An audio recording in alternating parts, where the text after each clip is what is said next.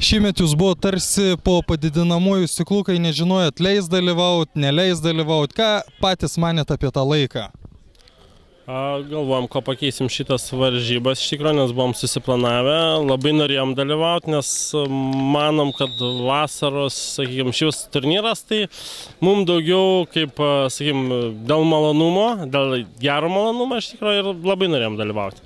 Bet taip girdžiu, kad nelabai tikėjotės. Nu, iš tikrųjų, nelabai... Vienu momentu, sakykime, taip, iš tikrųjų nelabai tikėjomės, nes buvo matomai klausimas iš tikrųjų pakybės, taip, kad nedalyvausim iš tikrųjų greičiausiai. Jums buvo sudarytos sąlygos, kad turi žaisti visi tie patys žaidėjai, nebuvo sudėtinga surinkti tą pačią sudėtį?